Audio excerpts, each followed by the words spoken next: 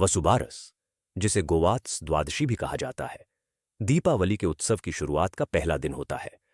यह दिन गाय और उसके बछड़े वत्स की पूजा के लिए समर्पित है। इस दिन गौ माता की पूजा करके लोग सुख, समृद्धि और संतान की दीर्घायु की कामना करते हैं। वसुबारस की कथा। बहुत समय पहले एक गांव में एक सुखदेव नामक ब्राह्मण अपनी पत्नी सत्यवती के साथ रहता था। उनके घर में एक गौ माता थी, जिसका दूध वे भगवान को अर्पित करते और बाकी लोगों को दान में देते थे। लेकिन एक दिन सत्यवती की पड़ोसन ने कहा, तुम हमेशा दान पुण्य में सब दे देती हो, अपने लिए क्या रखती हो? उस दिन सत्यवती ने सोचा कि आज दूध भगवान को न देकर खुद पी लूं। उसने ऐसा ही किया। जब सुखदेव घर लौटे तो उन्होंने पूछा, गौ माता का दूध भगवान को अर्पित किया? पत्नी ने झूठ बोल दिया। हां, किया है। रात में सुखदेव को सपना आया।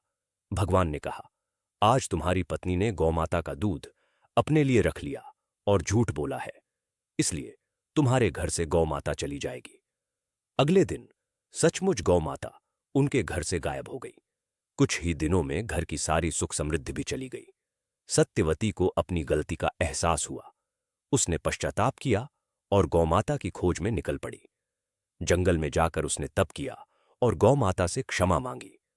गौ माता प्रकट हुई और बोली, सत्यवती, आज से हर वर्ष कार्तिक कृष्ण द्वादशी के दिन जो नारी श्रद्धा से गौ माता और वत्स की पूजा करेगी, उसके घर में सुख समृद्धि बनी रहेगी और सभी पाप नष्ट होंगे। सत्यवती ने वैसा ही किया और धीरे धीरे उसके जीवन में फिर से सुख लौट आया। वसुबारस का धार्मिक महत्व। इस दिन गाय और उसके बछड़े की पूजा की जाती है।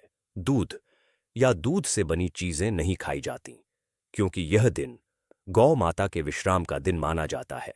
महिलाएं संतान की दीर्घायु और परिवार की समृद्धि के लिए व्रत रखती है। यह दिन मातृत्व और पालन पोषण के प्रतीक के रूप में भी मनाया जाता है। पूजन विधि संक्षेप में। 1.